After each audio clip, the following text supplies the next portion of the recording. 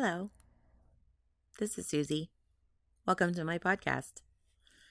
This is part 2 in an episode on media and journalism.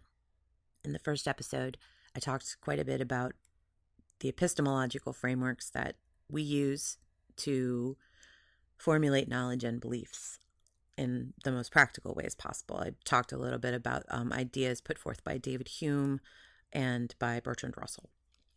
Two of the philosophers whom I think, really tapped into some basic stuff and articulated it in a way that was like, oh yeah, okay, I can see where you're going with that. It's good stuff.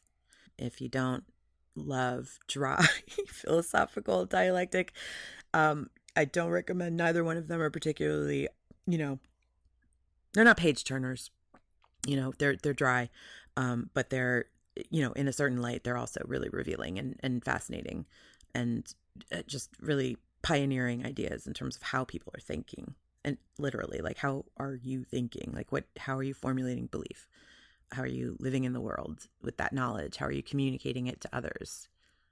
And then on top of that, like, what about the, kind of higher levels, right? How are we thinking about God and divinity? And, there's just a lot of meat on that bone. And it's a worthy exploration if you're so inclined. In this piece, I am going to focus in on sort of media writ large, right? The idea of media, and in again, in our sort of common vernacular, when we talk about media, we tend to be talking about cable news. That's really how we think, and that now I think also includes like, social media and the internet. Although I think those two things too kind of have their own, they're like appendages, right? Rather than being like an organ, they're sort of a third, an exterior attachment. It's still connected and arterial flow is like still happening there, but it's like kind of got a life of its own, like sort of has its own musculature and does its own thing. And I'm not going to talk about that because social media in my mind, wow, it's so messy, and I just haven't like formulated those thoughts in a way that I feel I can articulate them in any kind of meaningful sense. So I'm gonna, as I've said before, like, set that aside. Maybe that's a 2023 project. I don't know. Not today though. Not today, Satan. So, in terms of media, I feel like, most adults, when they use the term media, what they mean is news media, and in particular, cable news. Media, after all, is merely a channel or a conduit for a message. The Latin origin of the word just means the middle. So it's simply whatever means of conveying a message from one source to another source. The medium of a message in art, for example, is carried in paint or in stone. In news, the media are print, radio, and video. And the potency of the latter is dominated to such a degree that a modern understanding of the media is news in a video format and with commentary or punditry at its center. So it's not just, reportage, as it were. It's the complement of reporting the news, typically reporting print news, and then giving it context and perspective. So that's sort of like how we digest, news media at this point. If you've listened to the pod at all previously, you may have noticed a theme. And on nearly every substantive, social, cultural, and political level, the entities that have the most lasting impact are the courts and journalism. And in a democratic system, journalism has revelatory power to allow for equitable self-governance. But, that noble goal is often made secondary to the master power of greed, as Dickens once wrote. And so I think that that's something that in our current and quite cynical consciousness as American citizens, we hold very much in our minds that, media and news media is moneyed. It is driven by a moneyed agenda, that there's a point of view that's being sold to us. and that we now have this sort of menu of options of how information can be delivered to us in a bespoke manner. And it's lent itself to a really chaotic kind of social dynamic where, again, we can sort of choose our realities, and then our realities then become threatened by other realities. And then we get really freaked out and sort of start to lash out. And so, all of these things are, normal human behaviors. They're not like new, and they're not invented by media. But they, media being a channel or a conduit of messaging is a broad term. And so as much as a journalistic pursuit can be conveyed, also propaganda can be conveyed. And propaganda is hard to identify. Propaganda is not like pornography when you know it when you see it.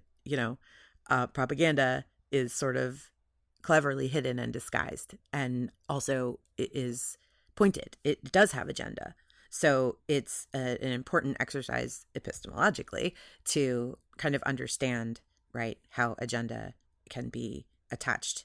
And so I think it's a good exercise to sort of look at how this kind of dynamic came to be. And so there is a brief kind of like historical discussion here. So I know I told you there'd be no like historical liturgies, and that's true. I'm not doing like the Dateline thing where I'm kind of going through like all the important Supreme Court cases on media and journalism, like, because partly I've already done some of them. So that would just be repetitive.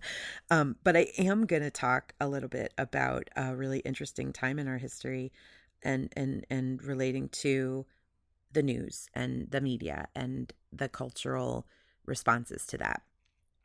And much of that having been the sort of invention of a fella named William Randolph Hearst. So hang out just for a little bit, because I want to tell you about the Hearst family, and I want to tell you about the sort of feud between William Randolph Hearst and Joseph Pulitzer. And it's really exciting, but moreover, illuminating in terms of like how we came to be where we are.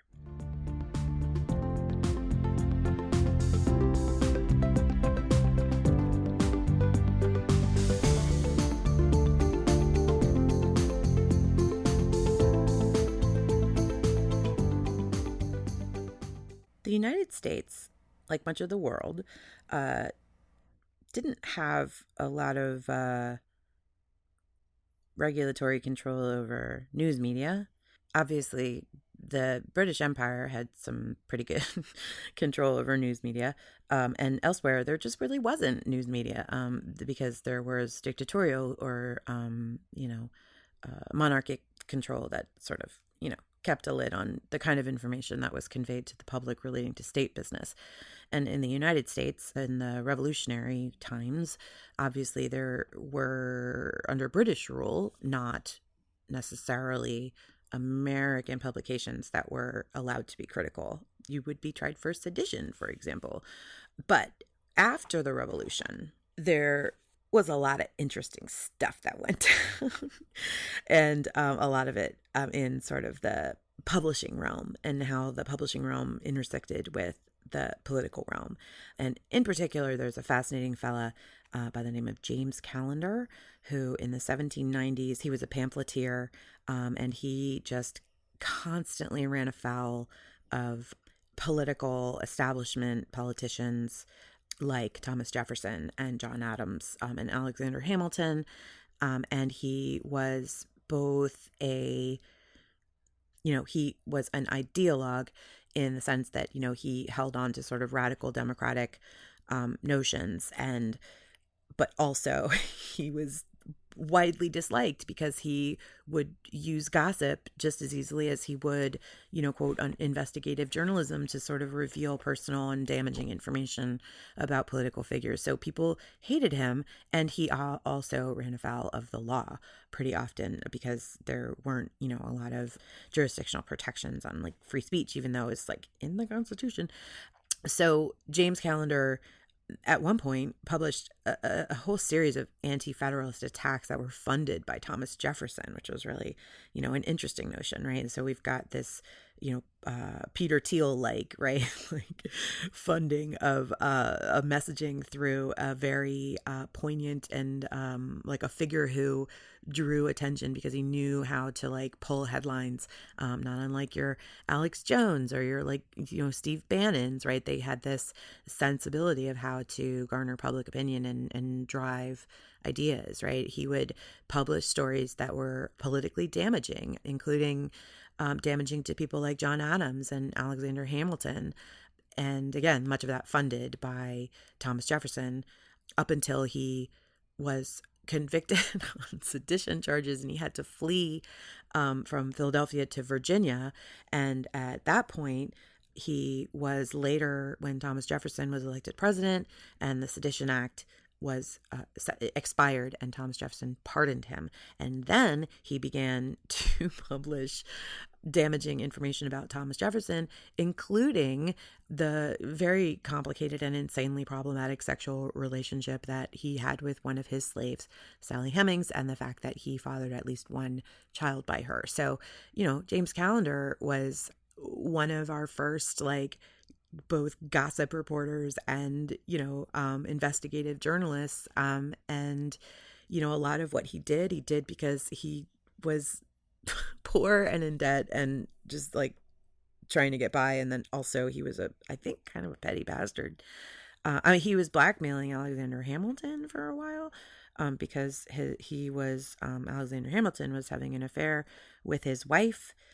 It's sort of suggested by certain academics that James Callender actually set his wife upon Alexander Hamilton to seduce him and then later blackmailed him. Icky, that's just pretty gross. But why is this important? I think it demonstrates the American proclivities for drama in our news. We love it. We love the drama, even when it's something that hurts us. And I think a little bit of it is because it's a reaction to monarchy. It's a reaction to the, idea that divine providence is what is the, power behind the ruling class. And in a democracy, the people that rule us are people that we put there. They're very much human, and we lionize them because we want heroes, but at the same time, we don't want them to be the sun. We don't want them to be divine. They're just people. And so journalistic pursuits, I believe, have evolved through the psychology of wanting to be a check on power. And we love that, but it also feeds some very base instincts in terms of I don't know, schadenfreude, right? We love that. We love to see the mighty fall. We love to see our heroes fall. We're sick. We're sick, man. We got some problems. So later, there are newspapers, and they are typically local papers, city by city, and they are not really, there's no, kind of overreaching, no industry standards, right? It's basically they're held together through private funding and the noble aspirations of wanting to inform the public. And so, not a necessarily successful commercial endeavor, but this changes very much with the arrival of William Randolph Hearst in the 1890s. So, and the arc of how media evolved in his hands is a fascinating arc to look at. So I want to back up momentarily, though, and talk a little bit about his dad, George Hearst. He was a pistol, George Hearst. Now, George was a geologist, came from nothing. He was born in, somewhere in the West. I don't even remember, Montana, I think. And he liked rocks. He saw things in the rocks that other people didn't see. He had sort of a native culture that was permeated in his upbringing, so he thought differently about the earth. But obviously, he was, within American Christian tradition, but like loosely, right? His God was really rocks, and then the money, and then the power that ensued.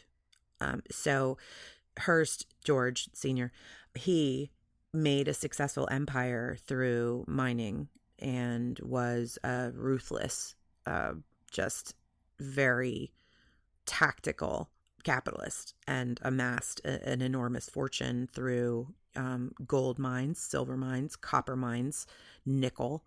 He really just was the mining industry in the middle of the 18th century. And he then became a senator and wielded just spectacular power, as well as his enormous fortune. Now he leveraged that into enormous political power. And, along with him came a lot of the, capitalist stuff that you come to know and love, including, tax evasion and corporate loopholes, etc. And he had a son, William Randolph. And you didn't see him very much. They didn't really get along. William Randolph Hearst was mama's boy, and not in, I don't mean that in an insulting way, but his mother and he were very, very close, and she was very attentive to him and very indulgent, I think is the way to describe that. Not in a creepy way, just like there was a very close relationship there. They were sort of in it together against the tyranny of his father. And he was, not a dumb guy, obviously, William. He went to Harvard, and, he really found his passion working on a newspaper there. He actually did the Lampoon and turned that into a profitable publication, which is crazy. Not the Harvard Law Review, not the Harvard Business Review. It was the friggin' Lampoon, and he made money with it, right? So he went, this is something. And he fully just left college. He was like, screw Harvard, I'm out of here. I can do it better on my own. And he asked his mom for a loan, and he bought a paper in New York City, and it was called the Journal. And his goal was to compete with the then dominant publication at the time, which was called The World, and it was owned by Joseph Pulitzer. Now, Joseph Pulitzer was a Hungarian immigrant who came to the States with nothing, sort of fleeing political persecution in some ways, and obviously poverty from Hungary, came to the States basically on his own, and, built an empire, a news empire in New York. But, he was really committed to the idea of democratic institutions, and, given his background, and because he was sort of at that time, fleeing the Austro-Hungarian Empire kind of thing. So, he was invested in the idea that an informed electorate and self-governance was just the purest thing that you could aim for. And he made a career of trying to make sure that the people, the citizens of New York, were kept apprised of their politicians' activities, that power was kept in check. And Hearst arrives on the scene, and he doesn't initially really have, noble or aspirational goals. He just wants to, do some stuff. He wants to make his mark. He's a wealthy boy who gets his money from his mommy, and, he wants to prove himself. And his father is kind of looming large as an influential senator. He's trying to just be the guy, I guess. And at a certain point, he really whips up the Journal, in part by poaching the entire journalistic staff of the world. He totally cannibalizes them, just invites them over with lots of money. Any person that he is sort of credibly reputed in the industry, he finds them and, pays them lots and lots of money to come over to the journal. He also adopts most of the tools and techniques that Joseph Pulitzer had developed to make the papers more engaging and more accessible to the immigrant populations that were reading them. So, for example, political cartoons, lots of pictures and graphics, to assist the stories, and language that was designed to, appeal to mass audiences. And it's interesting because I feel like the Hearst and the Pulitzer rivalry, it's sort of this crystallized example of like wealth and privilege arrived at by both legacy and by struggle colliding in like a pristine American stupidity in which the noble aspirations of an informed electorate gave way to the sexier and way better selling salaciousness and falls from grace, or villainy and righteousness, all the shiny diversions that Americans love so hard. It's that, I think, is a very poignant example of how American society is its, greatest like savior and worst enemy all rolled up into one thing. And we can't seem to stop ourselves. We can't seem to stop ourselves from, going low when we should go high. And this moment between Hearst and Pulitzer, I think, is a really beautiful descriptor of that, because they're shaping the knowledge and understanding of the people in that city at that time and later throughout the United States. And at that time, we're talking about like the 1890s, right? There's like 4 million people living in New York City. Like 1.5 million of them are immigrants, with new immigrants coming in all the time. And, they got to this place where they were just constantly competing, for eyeballs. And that competition, basically was the creation of sensationalist coverage that was characterized by, really dramatic headlines and extra editions throughout the day. Like there'd be like a morning edition and mid-morning edition and like extra, afternoon edition, and made up stories that were presented as fact, editorial notions that were put forth as like actual things that were happening in order to rouse the readership to politically get behind things like the invasion. There was an invasion of Cuba at one point that they were advocating for, that Hearst was specifically advocating for. It was, whoa, like intense. And, they basically were sort of the first to leverage the invention of mass media to shape public opinion, which we see much of in our current day and age. In fact, we've gotten really good at it. And some of the techniques that they use, like one of them was, and this is actually the origin of the idea of yellow journalism. The Yellow Kid was this little character. He was like a little bald boy that had like a yellow sack on, and he, was just sort of he was this like avatar for, slum kids, like just the poor that were, kind of being trampled upon. And they would use that voice that was a very sympathetic voice and that appealed to, a huge portion of their readers, including children, and to think in the ways that they would encourage them to think. It's interesting because later on, when the when the heat dies, right? Because this is like a moment in time in the 1890s, and sort of by the end of the century, Joseph Pulitzer expresses regret for this, and as a penance, kind of, he creates the Columbia School of Journalism, which I think is a really beautiful apology. Like, whoops, I really allowed myself to, go low when I should have gone high. And now I'm going to help other people figure out how to go high through journalistic standards. And that's, one of the reasons why the Pulitzer Prize too was created, to sort of commemorate his contributions to journalism and the importance of an informed electorate.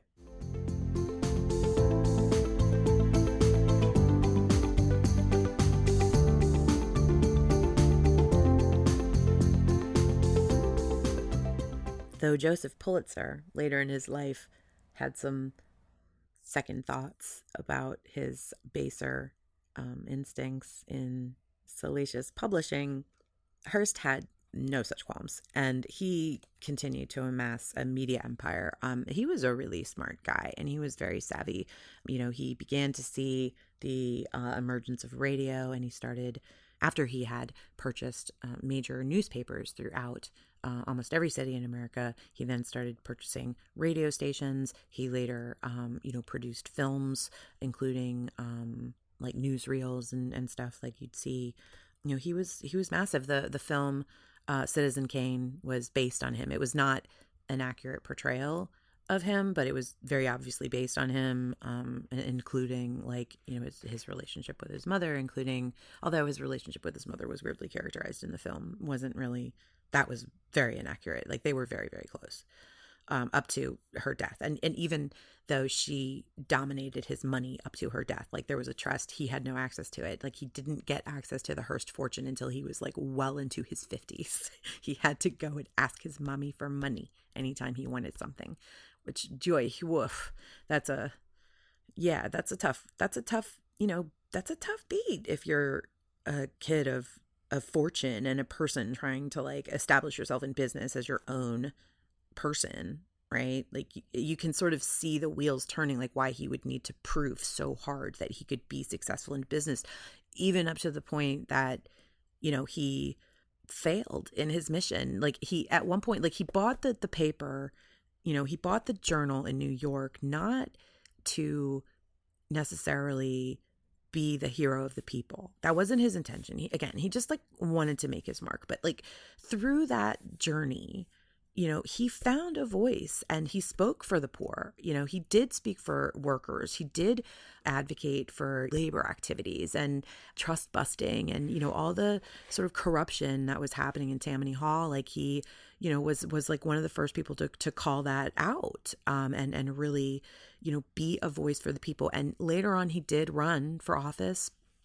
He never was successfully elected, but he continued to sort of campaign on behalf of the poor. And later, after Pulitzer died, after his mother passed, and he was able to have full control over the Hearst fortune, and the reins were like cut loose, and he man, he went like full billionaire mode and like built a castle in California and like hid himself away. He had a wife that wouldn't divorce him, but he had a mistress that he kept like very publicly, and he tried to do all kinds of like weird things.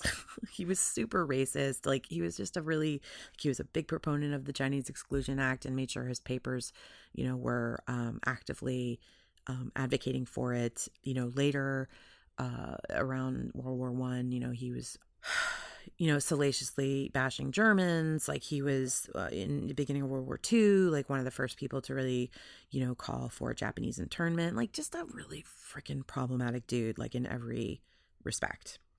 And then, just as a footnote on the Hearsts, the granddaughter of William Randolph Hearst, Patty Hearst, famously kidnapped by this progressive, like radical group of people, and then she switched sides and like was had Stockholm syndrome apparently, and robbed a bank with this group of revolutionaries, and then her family kidnapped her back and like deprogrammed her. It's like a crazy ass story, man. Like, the Hearsts, wow, holy smokes, the Hearsts.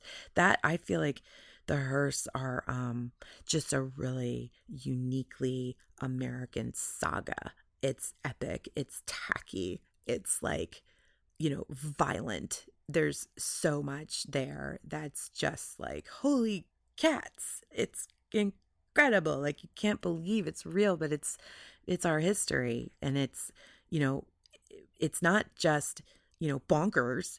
It also has actively shaped how we consume news, what we like, what we buy, what we call for, and then what we decry as like, the vice that's destroying our culture. We make it and then we shout at it. It's so much fun, and yet it's so stressful, and we can't stop ourselves. Why do you think that is? Isn't that a curious question? Ask yourselves why. It's curious. I don't have the answer. If you have the answer, I hope you'll let me know.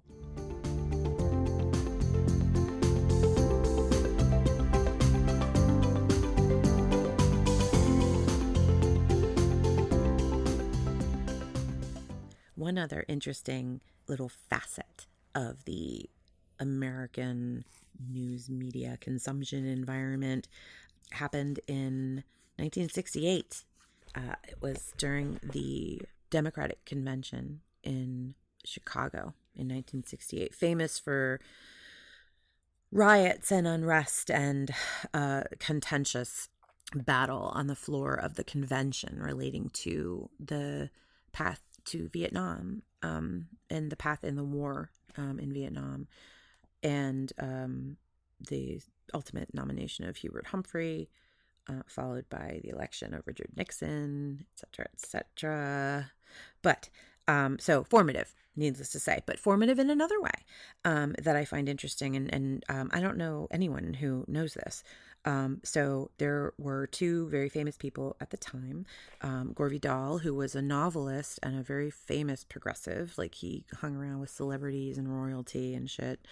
And William F. Buckley Jr., who was a very famous, young conservative, sort of one of the very first like neocons, although not at that time. He was just a young conservative, like Republican in its formative, stages as we understand it, or rather as we understood it up until now. Now it's something totally different. But what it was between 1950 and or rather really 1965, like around the passage of the Voting Rights Act and a lot of the civil rights legislation that went down between 1965 and 1968, in that area to, let's say, the up until 9/11, really, there was a kind of specific GOP brand, and William F. Buckley was the sort of emerging face of that brand at the time. And so during that convention, one of the networks, I want to say it was ABC, it could have been CBS, I don't know, it doesn't really matter, but one of them was not doing as great as its two other rivals, and obviously NBC, and then whichever the other one was, let's say it's CBS. So ABC didn't have a lot of money, and they couldn't do floor coverage in the same way that their competitors were doing, which was basically just like cameras on the floor with correspondents on the floor, like reporting back, as things were going on, like in the convention, just nonstop wall-to-wall coverage. They just didn't have that kind of money. So what they ended up doing is every night they do kind of a roundup with Gore Vidal and William F. Buckley, who would, from the progressive side and then from the conservative side, talk about the things that happened at the convention. And it was quite rousing. They hated one another. And it got real snarky, and it was quite bitchy, and they were really like mean to each other, and there were lots of little like jabs at the other, like the kind of like owning the libs type stuff that you get a lot of nowadays, like that really snarky, like kind of undercutting type, biting comments. There was just a ton of that, and Americans couldn't get enough of it. They loved it. It was a huge success. And basically it created enormous buzz, and it became a template for punditry that found its forever home in the house that cable news built. So all of, when you think about your CNNs or your Fox News or the MSNBCs, all of those cable news outlets that have emerged since like the mid to late 90s.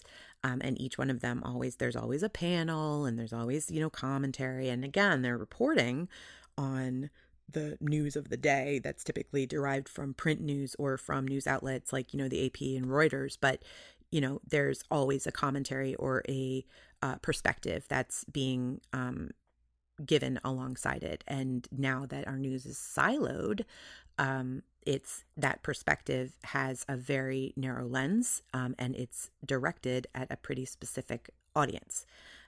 So that is a really problematic shaping of public opinion and public notion and public education.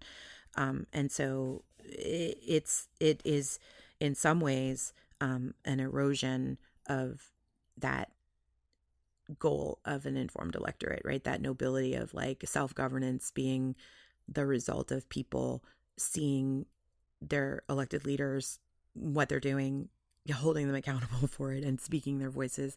Like that's right, like the big goal, but that's not what, news media is really doing anymore. Or at least that's not its primary mission. I don't know. Maybe that's the better way to say it.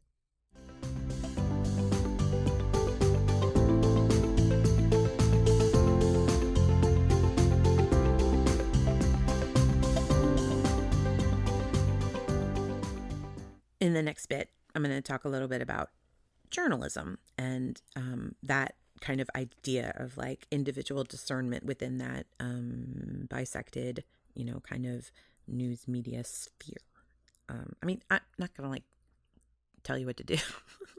I'm just going to talk about it. Like, I'm going to talk a little bit about how I think that navigation, looks like mechanically, and a little bit about how I think it, why I think it was created in the way that it was, and, and a little bit about how I navigate through it, but that's just me.